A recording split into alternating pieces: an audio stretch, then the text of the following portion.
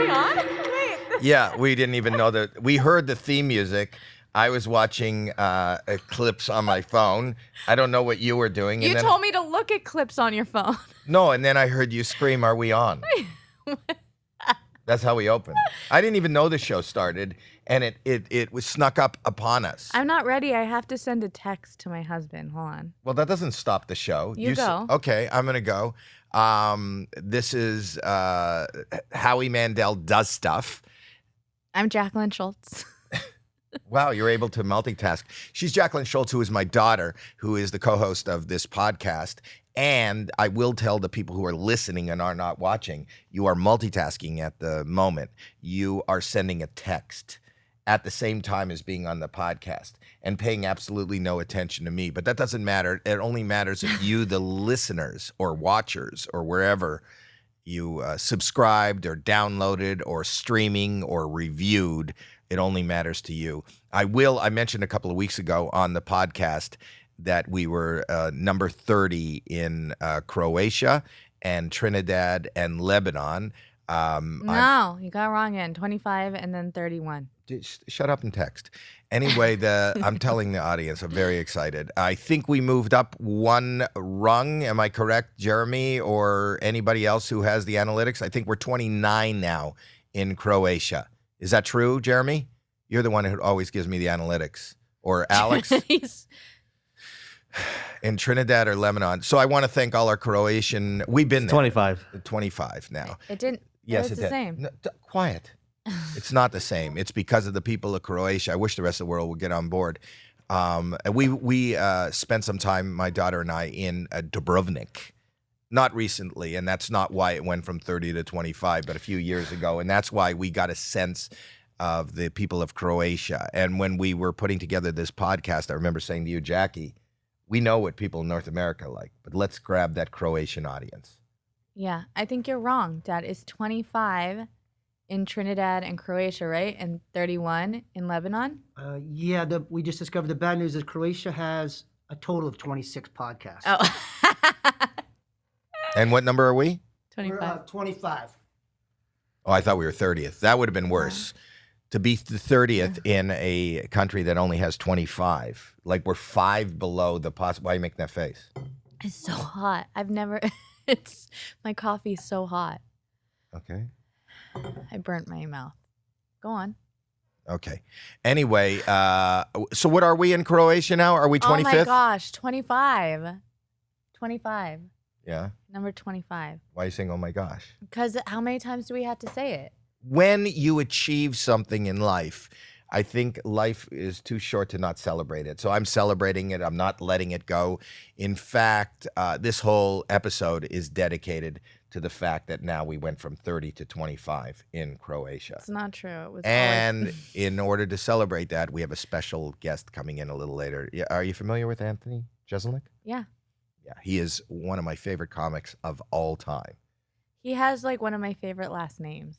Jeselnik? Yeah. I don't know why. I just love that. The guy's been working for years on his Jeselnik. career, on his comedy, on his specials, on everything. And the favorite thing that you like about him is his last name? Jeselnik. Is that how you're going to say it when he's here? Yeah, it makes me make a face too. Jeselnik. Okay. Are you going to do that when he's in the room? Mm-hmm. You're going to say Jeselnik like that? Jeselnik. Yeah. Do you know what I'm wondering if maybe it's Croatian. I don't know what Jeselnik. Is he going to roast us? Do you know that that's how he started? Yeah. Do you know that he started behind the scenes on the roasts? I know that because you told me. Yeah. No, I overheard you telling someone outside right now. But yes, yeah, I do because know. all the best lines that you ever heard, I think, came from Jeselnik on the roasts. Yeah. And then finally they asked him if he would not be behind the scenes and then come up. And I think his first time on TV was the Trump roast. I think when he comes in, we'll talk to him about that. But his stuff is so, I was just working out for JFL and he was on every night at this Supernova Comedy Club, which is outside. Mm-hmm. And if you listen to his stuff, which is my favorite stuff, it's so dark and so anti, cancel culture kind of stuff, yet he gets away with it and people love it. But we'll talk to him about it. Okay. But that's what we'll talk I've to him about. noticed, I'm going to call you out a little bit right now before he comes in, but every single comic we have come on, you say they're your favorite. They are. All of them? Mhm. You can't have that many favorites. How many children do I have? 3, and I am your favorite. Yeah, but when I wasn't your favorite, but now I am. No, it depends on the day. Alex, who's his favorite? Well, now that you have kids, it's you. Yeah, everyone knows. You just need to hurry up and have kids. And then Do you not have kids, Alex? I don't think so. Have you ever been afraid, Alex, for those that are just tuning in, and maybe this is the first podcast, that's our son, Alex. Not our son. That's your brother. That's my son, Alex. That's her brother. Who, and we'll do it a little later. We'll do pranks, but he was involved in a big prank on us. Well, 2 pregnancy pranks. One, you got him. Is that on YouTube? Can we put that up? It is on YouTube. Yeah. So one of my favorite pranks was that you did on your brother was when you were pregnant. I don't know how far along you were, maybe pretty far along, right? And then you said the baby's coming and Alex was in the room. Oh, yeah, when he had to deliver my baby, which was the weirdest thing ever because I was there with my husband and my first child. And for some reason, we convinced Alex that when I went into labor in his apartment, that he would be the one that had to deliver the baby, not my husband, who was standing right there next to him. Well, because Alex, your husband, they're both named Alex, this is going to be confusing, was on the phone. Okay, I'll call. You take care of your sister. What you did, I think you burst a water balloon. Yeah. Yeah, under your dress, and he thought the water broke, and then he was freaked out, and you're going, hold my legs up, and he's going, your husband should be doing this, your husband should be doing this. That was a funny. Well, I was super uncomfortable because Alex, my husband, kept saying, hold your legs up and spread them apart. And I'm like, no, Alex, it's fine. Like, Can you play this? Can you play that video? We will in post. Is it a big deal to play it now? And We don't even have any screens working right You now. have no monitors, no screens. Where would I play it for you? We have nothing working. Well, we would hear the audio. It's okay. And then he'll sync it up. But it doesn't matter. It was really funny. And then the other funny one was also what it had to do with pregnancy was when you were going to have your second child. Mm-hmm. You did a pregnancy test where you pee on one of those sticks and then the color says yes or no. And then you gave the stick to Alex, your brother, who handed it to us. Yeah. So we thought that Alex had impregnated somebody. That one you can't really play on the podcast because it's hard to even hear what's going on. My daughter was screaming and crying the whole time and kind of like ruined the prank. Didn't ruin the prank, but the video itself, it's hard to hear what's going on. But it was really funny. But I think the funnier one, and you should watch it on YouTube. And we'll put it in here, right? Yeah, you can. Yeah, is the one where he thought he was delivering his sister's babies. You know what I did want to talk about? None of our monitors work now? Well, you could plug your phone's plugged in, so if you want to watch on your phone, it'll be overlaid after. No, we don't need to watch it again. Why? We've already seen it. Yeah, but it's funny. What would it be under, Alex, if I was going to look it up? It's on Jackie's channel. Or it's on, I put it on TikTok too. TikTok too. TikTok 2, which is the sequel to the original TikTok. You know what I did want to talk about? What? Because it's all over all my social media feed right now, even though this, I think, is going to air 2 weeks from now. So then let's not talk about it. You don't want to talk about the crazy fashions and stuff from the Met Gala? The Met Gala. Well, I'm not allowed to show videos or anything. They could put it in after. Yeah. Well, yeah, but we can't see it. It was kind of, we can't see it. The one I remember is Kim Kardashian looks like she's trapped in some big woman's Spanx. Doesn't it? Yeah, I don't get it. I don't get these high fashion. I don't know if that's high fashion as much No, as it's supposed to be high fashion. Was there a theme this year? Yes. What was the theme? Do you guys know what the There's theme always was? a theme. I know, but I didn't see a concise, like a cohesive theme this time. I remember there was like enchanted or fairy tales, and that was, I understood that. This one I didn't understand. Rihanna came with, who's her boyfriend? American Independence was the theme. American Independence. And now it makes Oh. sense. That's why she was wrapped in Spanx. Like American she was Independence. trapped? No, but you understand. I don't get it. I don't get it. Who's Rihanna's boyfriend that came in just like an old lady quilt with a blanket wrapped around him? Which is how I want to, if I knew that was high fashion, that's how I would want to dress to every single event. You know what? You had a lot of weird fashion stuff, Dad. I did? Yeah. Yeah. You walked around with a glove purse, a man bag. What do they call it? I called it a handbag, and it was a bag in the shape of a hand. Yeah. And then You also had like a lot of purple stuff. these Purple aren't- outfits. these- Scripps these- MD the- Anderson what- Cancer Center. Oh, this Here is for you. Here for good. no, that's not. We're not. That's not one of our ads. I was just gonna play the prank, and then the ad came up. I'm not knocking that. If they want to sponsor our show, it'd be okay. So this is. Wait, is this like the really long one? I don't know.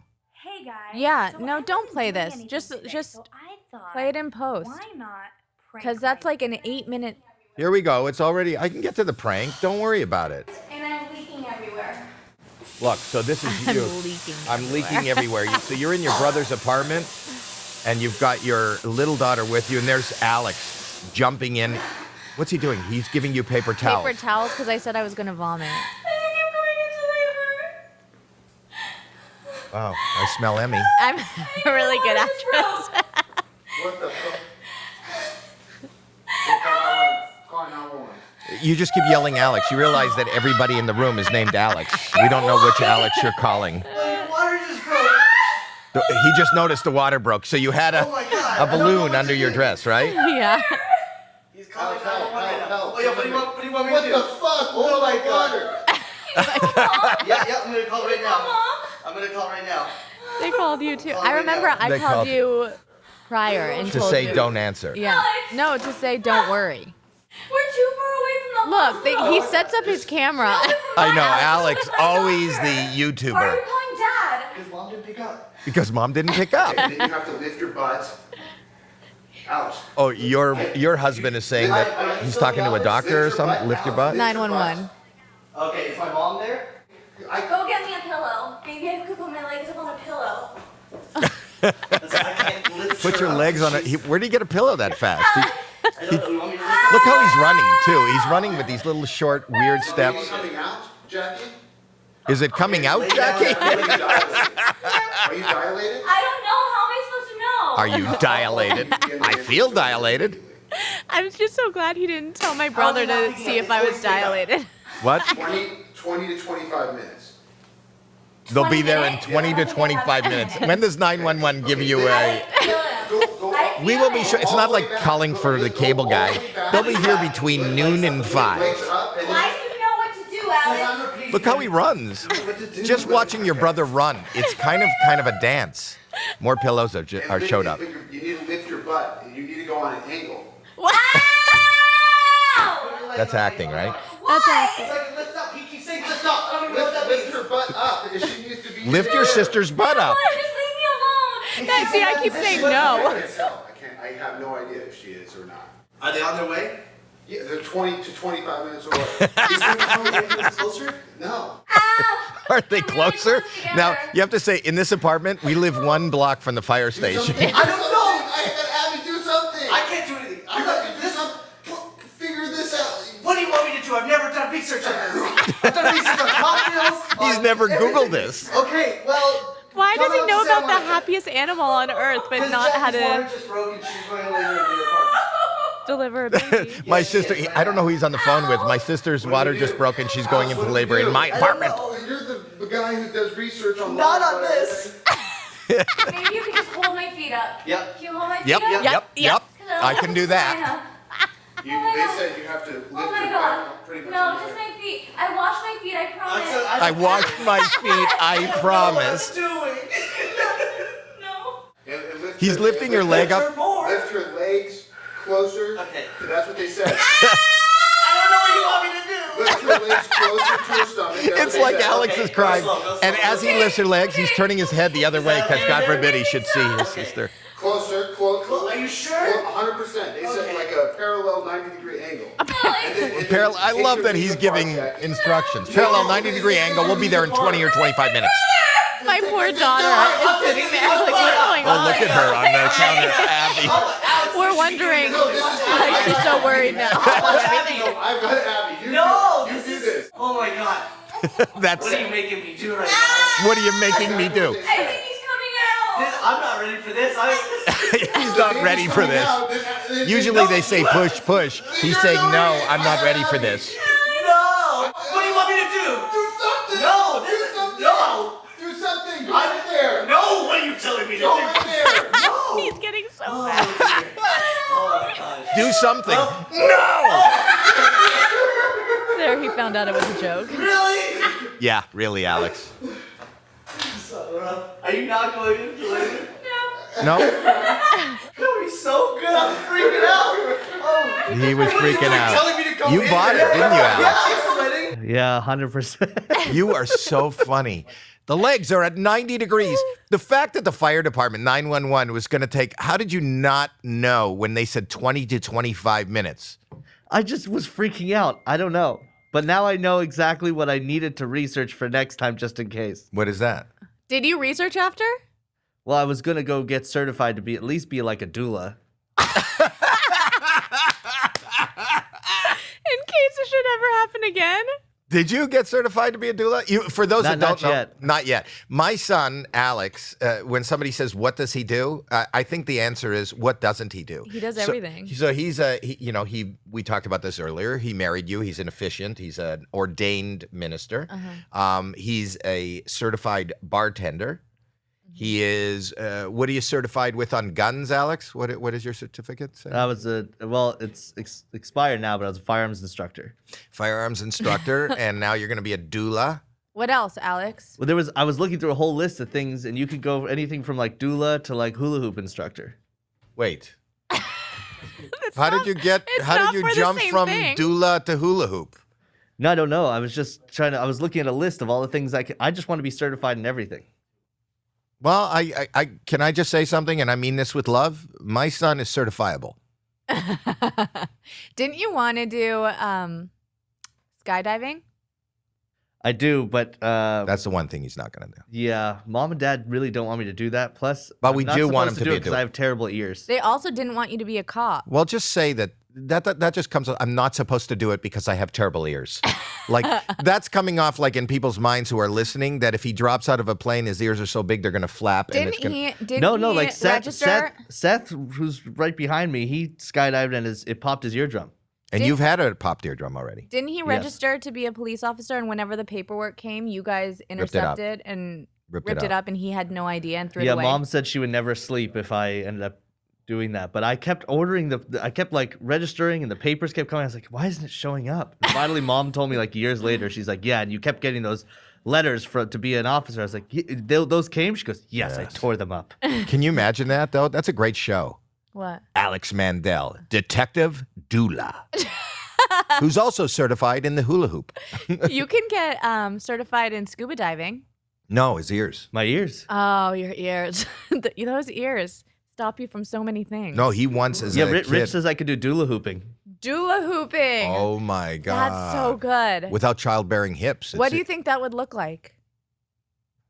I don't know. Did you want to be a doula?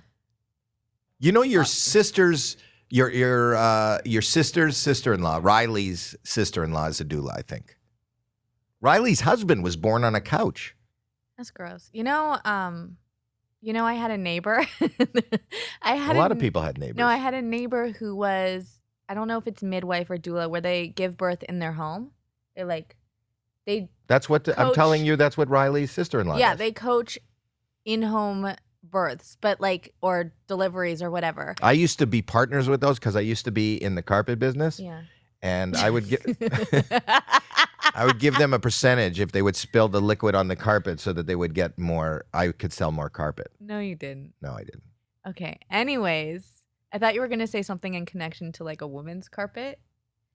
Does the and carpet match shag. the drapes? Yeah. Yeah. Anyways, so I wasn't. I if would this was always hear- 1986, that would have been a good reference. yeah, I would always hear screaming coming from our neighbor's house, which was great because they could never tell us it was too loud and there was too much partying because there was always screaming from next door. And I never complained about that. And then they even Oh invited us wait, one the time. person would come to the house. Their to- house. Yeah, they had it set up at their house. I don't know why. Usually you would want it in your own house, but they had it Yeah, at where are you their having house. your child? I'm having it at Cedar Sinai. Where are you having it? I'm having it at Kaiser Permanente. Where are you having it? I'm having it at Carol's house. right next door to Jackie? They would do it in their hot tub. And I remember one time they invited us to come over and use their hot tub. And I was like, no. It's so gross. Really? You would Yeah. take a jacuzzi and amniotic fluid? I would not, but they invited it. They invited us. Is the chlorine okay? What? Isn't it like chlorinated? Don't you have to do it in like a separate like little pool I think they thing? drain and clean it out. Do a full clean out after every person. No, you don't say I think. You just hope. I hope. I don't know what they were doing. I just heard screaming, and then there was a lot of like invites to invite us over for like swimming and stuff. How do you know they were really a doula and they weren't like a murderous, I'm not on it. like screaming? What are you guys talking about? I feel like you guys are veering off into another conversation. Yeah. I was just saying, Alex, the hot tubs usually involves the conception, not so much having the baby. All right. So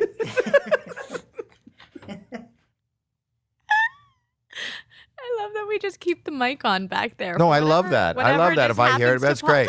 And then I love that you had your joke, and then you and Alex laughed alone. What we like to do on this podcast is spot entertainment, just pieces of entertainment that come from various people and various places, and maybe the whole audience doesn't laugh or enjoy it, but that's okay as long as the person who is sharing their information with us laughs and enjoys it. There And might that was be a good. couple That was a people. good try. That was good. I bet you that's Rich. for our Croatian audience Oh my God! Yeah. 24. I think I feel us moving up to 24 in with that joke. Croatia and Lebanon and Trinidad. Yeah. Are we still? Jeremy is our editor and one of our producers on the show. Jeremy, have you checked the analytics since we were number 30th in Croatia? And are we still? Or you don't get it weekly? I am working on it right now. Let me pull it up. Do you want to do what is it called? A prank phone call before our guest comes? Do you want me to? No, I mean, do you have anything else you want to chat about? Are you just because I will tell the people at home that our screens are down. And maybe it's. I go based off our screens. I'm a screen person. I have my list usually. There's no list in front Where of me. is your laptop? It's next to me. Hold on. So don't you have ideas? I could tell when you're the one that says, "Do you want to do a prank call?" That's you flailing and going, "I don't know what the fuck to do. I have nothing to talk about." Well, I was and going to talk about. we're 5 minutes. We're 5 minutes into this podcast. The guest isn't shown up. The screens are down. We're letting the people in the other room just mumble into the microphone. Dad, do a prank call. Help us. Save us. Is that exactly what was happening? No, I was going to talk about the Met Gala, and you shot it down. And then I was also. Well, going I to just talk think it about happened the weeks hikers. ago. The hikers, lost hikers. The not lost hikers, the ones that died. Isn't that lost? Is your phone ringing? Yeah, I don't need to answer it. Who did you decide not to? Wait, maybe you I don't shouldn't know. broadcast. No, I don't know. It's a So put it up. okay. Put it on speaker. Oh. We've been trying to reach you concerning your car's extended No, warranty. it's just a robocall. You should have Call. received something in the mail Watch. about your car's extended I'll- warranty. No. Since we have not gotten a response, we are giving you a final courtesy Oh, call. there's a final courtesy call. Press 1 to speak with someone about possibly extending or reinstating. Here we go. Car's extended Can warranty. you plug it in? I will. Right on your phone. Oh.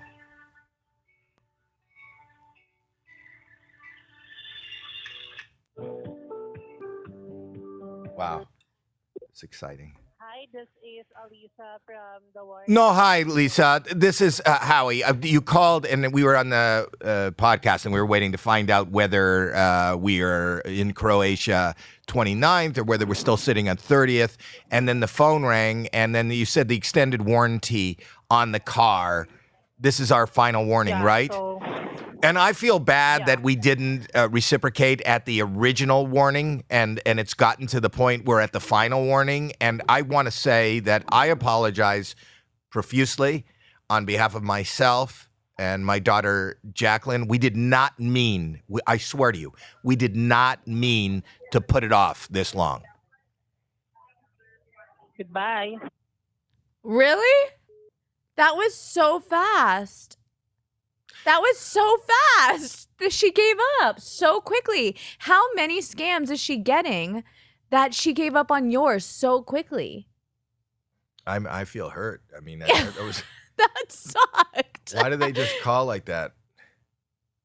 goodbye with a bit of an attitude. It's because you apologized. Why? You apologized. That's nice. Why did an apology get me hung up on?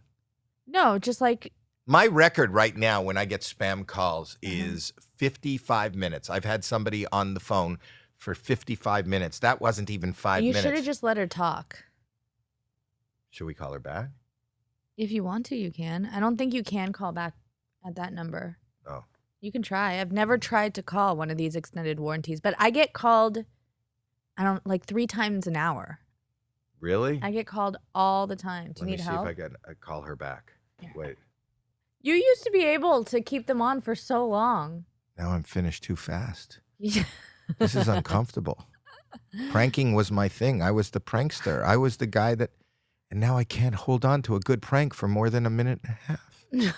Who's going to like me? I finished too soon. Oh my God. Oh my gosh. I have, what do you call it? A premature Prank. pranker? I'm a premature pranker. Premature prankulation. Premature. That was premature prankulation. Oh my God, I'm so embarrassed in front of my family, in front of all the listeners, but most importantly, in front of the people of Croatia. How does that even happen? I found out what the movies are. Okay, the movies you have to watch, and they pay you to watch these movies? $1,300. For 13 movies. That's $100 a movie. You see, I tell you I don't get scared of movies. Movies don't scare me, and I think it's because I'm medicated. I don't have fear of anything. The only thing that scares me, and I don't like it, are the jump out noises. I don't like that. Jump out noises. You know what I'm talking about? Yeah, they're like, ah! Well, that didn't scare me. But All right, well, the movies are... The movies are Saw, Amityville Horror, A Quiet Place Part 2, Candyman, Insidious, The Blair Witch Project. oh, the Blair Witch is the one that... Yeah. For those that don't remember, that's a while back. Sinister, Get Out, The Purge, and Halloween. But the Blair Witch Project was the first movie that I ever saw where they did it was built into the movie was an amazing campaign where on the internet you saw these kids who apparently were lost in the woods somewhere and were taking videos. Look, it's Anthony. Anthony's walking into the room right now. Hi, Anthony. Hi, Anthony. This is Jacqueline. Have a seat. There's your mic, your headset. Thank you. You're welcome. He seems to be very excited about being here. Yeah. Are you vaxxed? We're vaxxed. I'm vaxxed. We're vaxxed. We're vaxxed. No, Welcome, buddy. Jim Brewer, don't worry. Is he anti-vax? He just came out. I can't hear. Can you? His headsets aren't working. Yeah, Can you not hear me? I can hear you, but it's not. Nothing's in my ears. Nothing's in his ears. The screen is off. His headset isn't working. This is why I'm so upset about Radio Shack being closed. Nothing works the way it did. Mm-hmm. Do you realize that? Since it's Radio Shack. Here, somebody's coming in to fix. This is my son, Alex, Anthony. Hi. It's unplugged. You knew we were having a I see guest. the problem. Yeah, he sees it. Well, where does it plug into is the question he's asking. You find it? Do you hear me now? No, he didn't plug it in yet. Oh. Just running around. He's just there. It is. Wonder why it's unplugged. Oh, they moved. Now can you hear me? Yes, perfect. Perfect. Welcome, Anthony Jeselnik. I was telling. Do you like scary movies? I do. You do? Oh yeah, I love them. What's your favorite scary movie? My favorite scary movie is a movie that freaks people out. If they ever take my recommendation, it's a movie called Martyrs. I'm going to watch it. I don't know what it is. It was a French movie. There was a movement called French New Extremism where they were just trying to mess you up. And this movie, Martyrs, is just sheer brutality. Not even scary so much as just you feel awful afterwards. They made an American remake that's not good, but the French one will mess you up for life. Is it like a centipede kind of thing? The human centipede? There's some gross out stuff in it, but it's more just like... I don't want to spoil anything, but... I'm not going to watch it. Like Teeth? No. Did you watch Teeth? You know the movie Teeth? I did not. That's about the vagina dentata, I believe is the term for it. I didn't know it's called vagina dentata. I think I'm saying that right. It's like Is that Latin word for teeth in your pussy? Dentata is for sure teeth in your pussy, yeah. You know how I heard about this movie? How? Tell me. My daughter recommended it to her parents? No, not because I watched it. I actually didn't watch it. I was a teacher for 10 years, and my second grader came to class one day and told me that he watched Teeth with his mom the night before and that it was really scary, and asked me if I had ever watched it.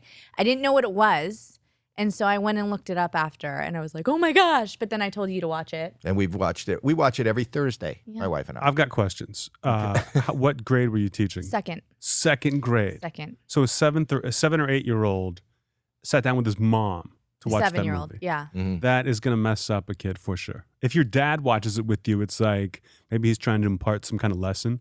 But your mom, it's like, this is going to mess you up. But I think that watching it with your mom as a 7-year-old, it kind of it makes the mother seem more grandiose. The fact that he is here, unscathed, through her teeth, and she was able to birth him in that way, I think it makes her look like a hero. I think she was grandizing Wasn't that her the same role. thing that Sacha Baron Cohen did in his latest movie? Wasn't there like, that was the thing, was there was teeth in a woman's vagina? No, and the that's period. She had her period when she was dancing. Remember that? Did you see I that? did not see the latest Sacha Baron Cohen movie. I've been talking to my daughter about you all morning. I'm a huge fan of you and your history and your comedy. And I would imagine there isn't anybody, though we are number 30 in Croatia, this podcast. Really? Yeah, so I can't speak for all of them, but they know you and your beginning. And I'm so fascinated because not only is your comedy hysterically funny, but it's incredibly surprising. I've never seen somebody that is so comfortable meandering through a story that always has this incredibly surprise, dark ending. Thank you. You Thank know, you. Yeah. but it's like you're a storyteller. And when I spoke to you the other day, I was telling the audience that I got to talk to you a little bit at Supernova. There's this outdoor comedy space here in California. And I asked you what your history was, and you were going to be a novelist. You wanted to be a writer. Mm-hmm. And that's how that made so much sense when I watched you, because you were able to craft these stories where I believe, I know now that it's not true, but I believe that I know where it's headed. Mm-hmm. And I'm a hang on every word. And then there's this dark turn at the end, which is surprising, hysterical, wrong, Yes. sometimes mentally damaging. Yes. You're the M. Night Shyamalan of comedy. I've been called that many times. Yeah. Yes. I see funny people. Yeah. Yeah. And when I started out, you can only do 5 minutes at a time doing open mics, but I thought I can write for the other 23 hours, 55 minutes, and I was just going to be a better writer than everyone else because I hated being new. So I thought if the joke is brilliant, it doesn't matter how long you've been doing comedy, it's going to work.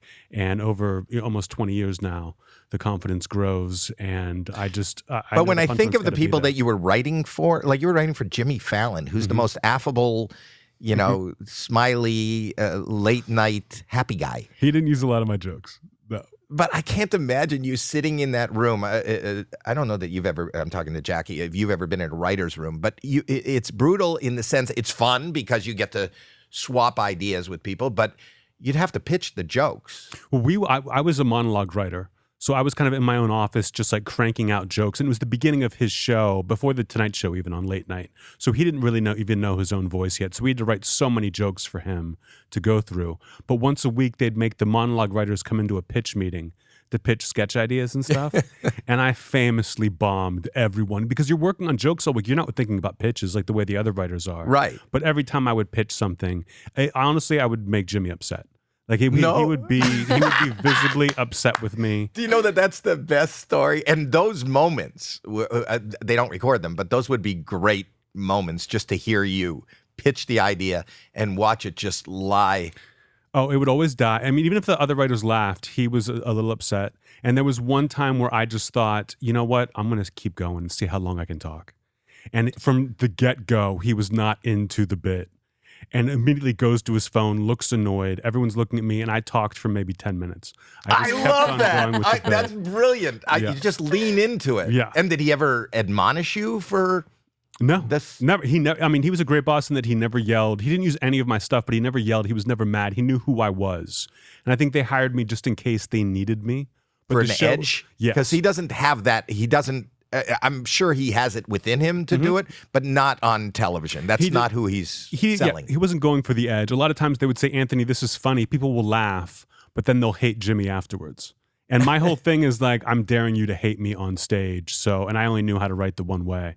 So the way you write and the way you perform in these times, you started, how long you been doing it? 19 years. 20 years. Yeah. So 20 years ago, see, I got into comedy by accident, and I got into comedy and by no means am I edgy or anything. My persona precedes me as just being this silly little man that acts like an idiot.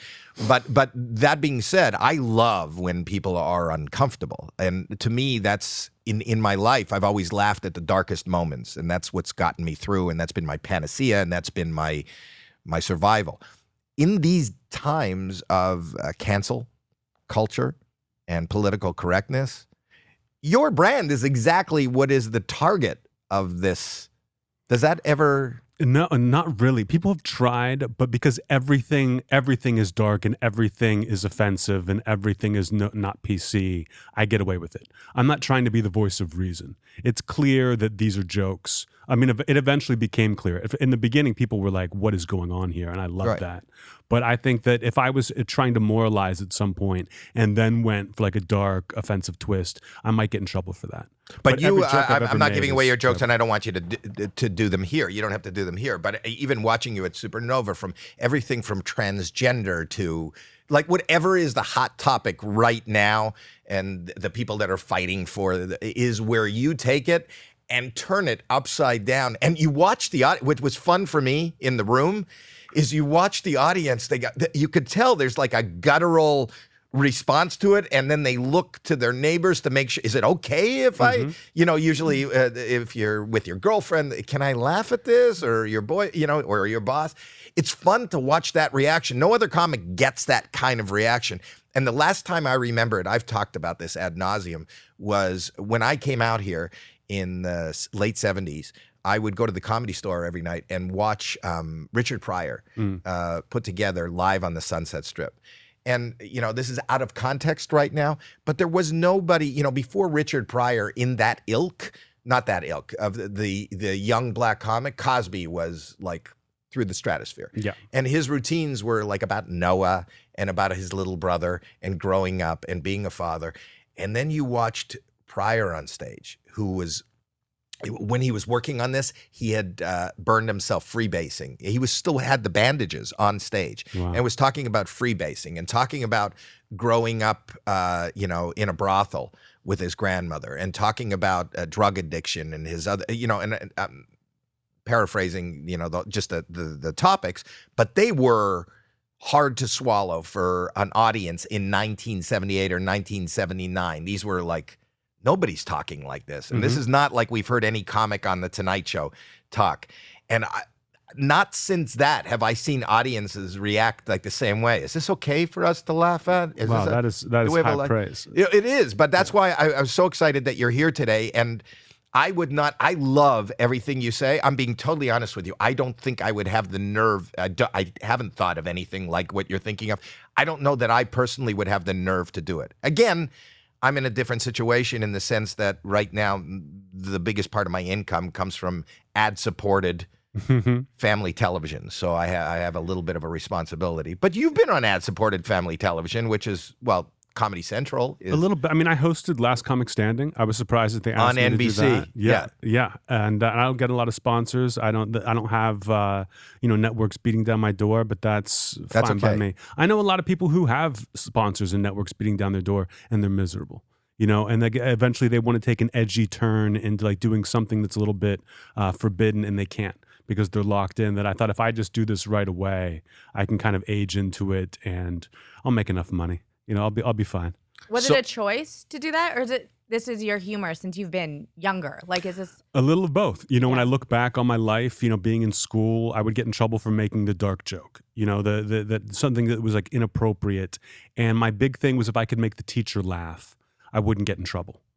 So I thought if I can say something that's like You weren't trying to dark- make the class laugh. You weren't the class clown. You were just a clown for the teacher. it was more for me. It was more like I would think of something and I had to say it, even though I knew I was disrupting class. But if the teacher laughed, they couldn't yell at me afterwards, and so that kind of led me to a more mature, kind of darker, but again, smart humor or a lot of sarcasm that would crack up, like a 40-year-old woman.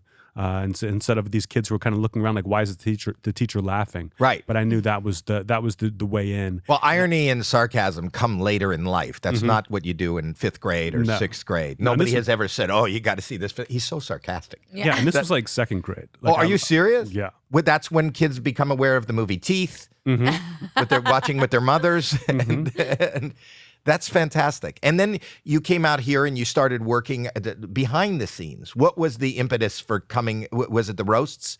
Was the first thing where you were like? I mean, I came out here just to try to find work in Hollywood and wasn't finding anything in Los Angeles. I had an internship at a movie studio the year before I graduated, couldn't find any work, and just decided what would my dream job be.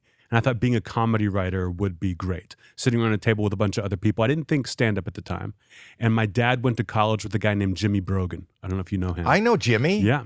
They went to college together. I love Jimmy. And Jimmy was writing for Leno at the time. I think he's still around, and he shows up at Leno right now. Is showing up at Flappers. I think Jimmy shows up sometimes there also. Yeah, he still tours. He's still doing it. But he said, if you want to, for those that don't know, Jimmy Brogan was the MC at Catch a Rising Star for years. He's the first comic that I saw do crowd work, where it was all just crowd work. And he moved out here. He's kind of like a Mr. Rogers-esque kind of figure.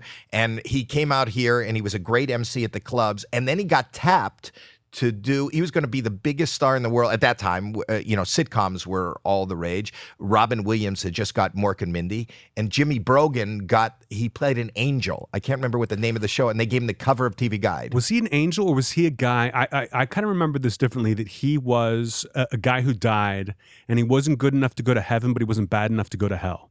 So he kind of had to live in this limbo. It didn't last long. It didn't last more than a few episodes or maybe a season. Well, as I remember it, they gave him the cover of TV Guide because Gary Marshall, who did Happy Days and Mork and Mindy, I think that's who was doing this show. And he got launched on one of those shows, either on Mork and Mindy or Happy Days or Laverne and Shirley. And I remember seeing him because he was at the Comedy Store every night. And I remember seeing him on the cover of TV Guide. And then the story goes that, he was a great MC, but acting wasn't his thing. Yeah. And they wanted to keep the show, but replace him. They've done that in the past. Of course. And that was maybe somewhat devastating. And then he went back behind the scenes. But the first TV show that I ever got a lot of recognition from was called the Showtime Comedy-thon or something like that, and he hosted it. Oh, really? Yeah. Yeah, he was a great So your MC, dad your dad went to school with him. Yeah, they went to Notre Dame together. So he just met with me and said, if you want to be a writer, and I thought he was going to say, show up at the Tonight Show and we'll make you an intern or something. None of that. He just said, go do stand-up because that will get your writing out there better than writing jokes and trying to give them to someone. And as I got more and more into stand-up, I started to love it more. And I thought, let me try to get attention as a writer, so let's make the jokes smart. And I thought a lot of comedians had a dark sense of humor, even if they didn't put that out on stage. Right. So I thought, let me this be a beacon. And by the time I finally got the Tonight or the late night job with Jimmy Fallon, stand-up was going so well that I was like, why am I writing? Why do I have this job? I should just be doing stand-up. And Right. after a year, I left. And then I did the roasts. And that launched me because before I was going to clubs and people were finding out what I was in the moment. It was like, we're here to see comedy and they expect airline jokes and stuff. And I'm coming out with dead baby stuff. Right. So it was rough. And then once the roast happened, everyone knew what they were coming to see. And the first one you were on was the Trump one. Yes. Wow. Yeah. I got to write for one before that. I wrote for David Hasselhoff, and then they put me on the Trump roast. And I never looked back. Well, that is amazing. Yeah. That kind of launched you. Those are epic moments. Mm-hmm. What is the goal? Is the goal to continue to do stand-up? What do you want to do? Yeah, I mean, stand-up is I like projects coming from other sides. I don't audition much, but if somebody wants to put me in something, I'm happy to go play with my friends. But I really, truly love stand-up, and I know that I'm going for greatness. to be like flat out honest. Like I've done 5 hours of comedy in my 20 years, and I know if I just keep going and keep writing, it's just going to get better. This is what I love to do, and then I can rely on, quite frankly. Well, yeah, I wasn't just blowing smoke up your ass, because you do remind me of it. You know, I don't know that people can make that connection to Richard Pryor and you. Your energy is so different and everything, but to watch, it was the first time when I watched Pryor, you know, he had the notes. It was the first guy I saw live in front of people. Like before that, I'd only watched people on The Tonight Show. I was from Toronto, Canada. But when I moved out here, he had notes, and I watched him cobble together, you know, and work and change a word and change. And I noticed that it's very... You seem to be incredibly, and maybe it's just your cadence, but incredibly thought out. You care about every word that is coming out of your mouth. Yes. You know, I mean, it's more than just the joke. It's more than just the subject matter, but how do you tell that? And I'm fascinated by how you kind of cast that line. You know, it's like fishing, and you're fishing for the audience. And you could take, I think it's going to come from here, and then it bites me the other way. And that's what reminds me, I never saw somebody work so hard at the... Well, like, it's an art form, right? You it really make it is. into an art form, and you perfect it. You always say that on AGT, that people don't realize how hard it is to be a comic. You know, there's all these other people that are performing that have, like, fire and have, like, huge groups of people and music, but then there's a comic that comes out, and it's just him. And so they have to perfect this. But, like, it is an art form. Right? Yeah. Like that you have to perfect and work on forever. Do you feel like you've perfected it now, or is that something that you're constantly looking to improve? It goes joke to joke. You know, once I'm done with an hour, I try to forget it all. So I don't remember my best jokes necessarily, but I think in every hour, I've got a couple jokes that are flat out brilliant. And you just need you need a few, but it's, you know, working on the next one, it doesn't matter what I've done in the past. You know, it really is like a show me now kind of thing that I feel like I'm always working to write the next joke. Well, even the fact that, listen to his answer. So even the fact that he's throwing out, that's something no comic is really comfortable with. The fact that you're forgetting the other hour, because for the most part, those are the things that people can kind of rely on. It's like when you go to see a concert in music, you want them to play their hits, and then they can lean on the hits. And there are things that you're known for and jokes that you're known for, and you never lean on that. But I got to say that the new stuff is just as good, if not better, because it's kind of in the moment. Thank you. Yeah, and I mean that. I'm not saying that just because it was just amazing. And I brought all my friends and my wife every night. I would never bring them to my shows where I'm working on my stuff, but I would phone ahead of time and say, "Is Anthony working tonight? You got to come see Anthony. You got to come see Anthony, and you got to come see it now." And my wife believes the same thing as I'm saying. You're her favorite comic, which bothers me a little bit, being living with. Yeah, but it is. Who's your favorite comic?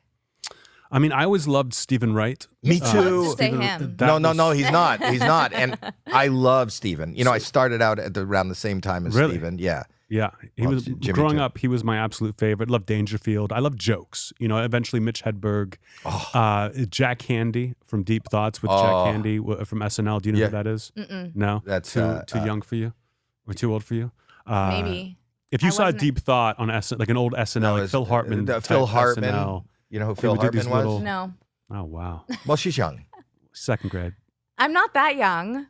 I You should don't know probably- Phil Hartman? He was No. his wife shot him and herself. Maybe if you showed me who he was, I'm not good with names. But he died in 1998.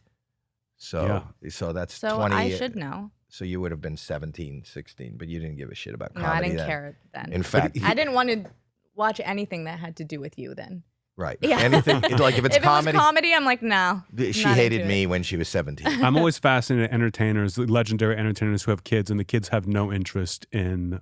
Like Robert Downey Jr.'s kid thinks Robert Downey Jr. is a loser. You know what I mean? Like it's so funny to me. She was would me. not. That was her. She would Not not. now. No. But Now you, that he's got you a job, yeah.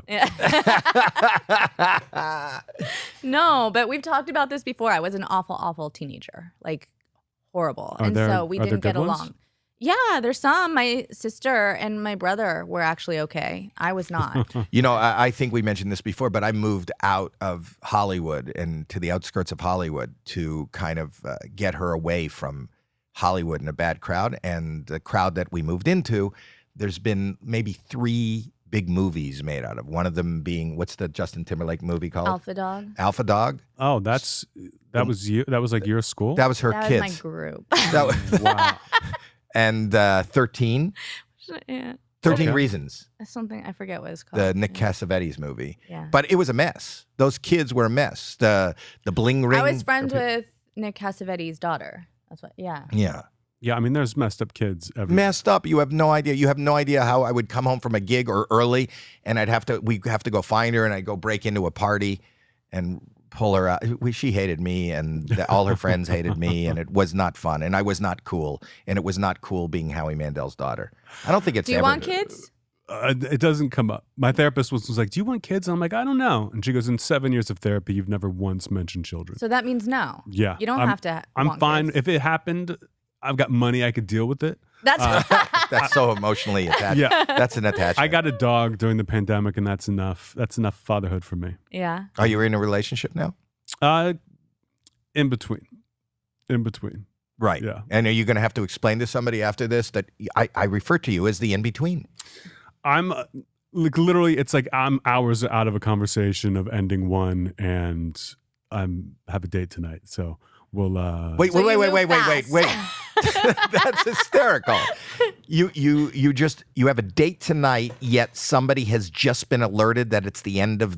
It was something that kind of ended, and then they found out about this new person, and we had to have a talk. But I'm pretty casual with things. Is it somebody we know? You don't have to tell me, but just tell me if it's somebody we know. You may have no one famous. Oh, But because you- you've gone out with famous people. Mhm. You were Yes. Amy. Yes, 10 years ago. Didn't enjoy it. Prefer civilians, to be quite honest. But Does she know you didn't enjoy it? Have you said that publicly? Amy? Yeah. Oh yeah. I don't know publicly. I mean, I enjoyed dating Amy, but when fame got in there, it was just got messy. For both of us, we kind of both blew up at the same time. But yeah, this new one, I think you've met her, but not for a while. Did it end because you started seeing the other girl that you're going on a date with? Like you're like, oh, I like this one better, so I'm going to end it with this one. No, one, and I shouldn't be saying any of this shit, but one was kind of like very much a product of the pandemic, where we kind of were both doing it alone and just decided to kind of like team up and get through it. And as the pandemic ended, it just kind of we kind of drifted apart. Is this And what then I met this are other we? person. Are you reiterating the conversation that was had hours ago? A little bit. Okay. A little bit. Yeah. Is that what you explained? This was just about the pandemic, and we needed each other, and now that we're I didn't say it quite like that, and I was like, I still care about you, want to be friends, but I also have to kind of move on with my life. right, And you said to her, "I will love you till the Delta variant," yeah, and then until I come up with something else. because now I want something moo. It was a lot of like trying to convince her that this new girl had nothing to do with it. And I believe that, but it's tough to convince someone of that. But at your age and with your track record, you're not going to settle down, though, right? I think if I was going to, I would have by now. That I could That's see, what I think. like I could see maybe like an untraditional partnership down the line where we're just kind of like we kind of want to leave each other alone and we live in the same house and do things together. But I'm very happy being single and We live in comfortable the being same alone. house. We like Well, being I'm together. not there's this whole new movement about not like, even if you're married, not sleeping in the same bedroom, Mhm. which I'm not saying anything about my relationship. We're pretty conventional. But there's this whole movement that like, why are you supposed to even stay in the same bedroom? Like, why don't people have separate bedrooms? Because you're supposed to have your separate space. And why is that a weird thing? So you can have something like that where you just But like, that's have roommates. That's not a. No, it doesn't have to be. I always say that I would rather be lonely than annoyed. And I've just gotten annoyed in almost every relationship I've been in at some point. And I'm very, I always say I get into one fight at the end and then that's it. But it's usually like a very It builds up. congenial, jovial. Yeah. I guess I don't have the practice of dealing with little problems. I love that your Once it breakups are builds up. congenial and jovial, but your Well, the comedy is relationships are, dark and yeah. pointed. Oh yeah. Well, are you an only child? Oldest of 5. Oh. What was your theory? I mean, he gets annoyed easily at other people. I just He thought lived had with 4 other people so that maybe were that's why. Maybe put you're on just this earth to annoy him. Yeah. Yeah. I was annoyed until I got to leave for college. You're the oldest. Mm-hmm. What's the range? You're in your 40s, right? Yeah, 42, and then it's like my sister. What's the below me youngest? is 40. The youngest is my brother. It was me, 3 girls and a brother. He's 7 years younger, so he just turned 35 5 or 6 months ago. Right, and they all, I don't know that they all, but I just listened to your act. They are, some of them are married with kids. My sister's married with kids. Nothing in my act is true. None of that. Like I like kill my parents every hour, Right. and resurrect them for the next hour. Grandparents are coming and going. Sisters are dying. Yeah, nothing's. When they hear these things and they're part of these made up stories, does that bother them? No, they love it because they know it's made up. So they can be okay. But my mom will say, I'll have a joke about my mom. My parents have been together now almost 50 years, happily married. Me too, and my wife. Yeah. And I'll be like, so my mom was having an affair, and people will stop her on the street and be like, I didn't know you were having an affair.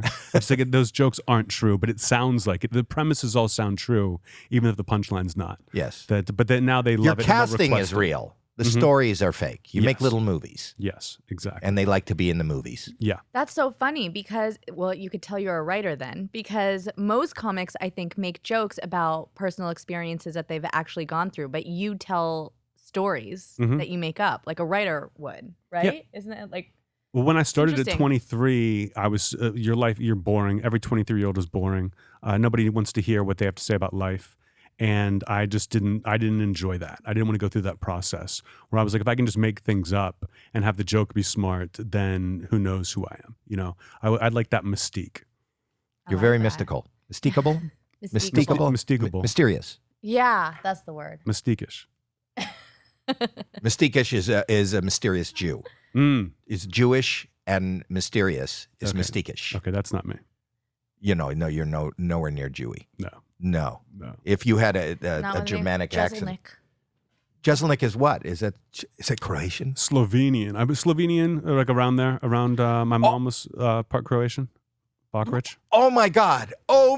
We're moving to 24 in Croatia You did now. that on purpose. What? You did it. You asked him to come on knowing I for didn't the know. Croatian audience. I didn't know. We got notice that we're number 30 in Croatia, and to have you within the week that we were notified as number 30. Are we still number 30, Jeremy? Jeremy We went can't home. hear you. Jeremy went home. I was wondering what all this confetti was doing here, but that makes sense because they're 30. You see confetti? celebrating confetti, you're making celebrating Yes, 30 sir. in Croatia. Someone once told me when I had a Comedy Central show that they can tell where people Google you around the world. And they said one of the number one is Poland.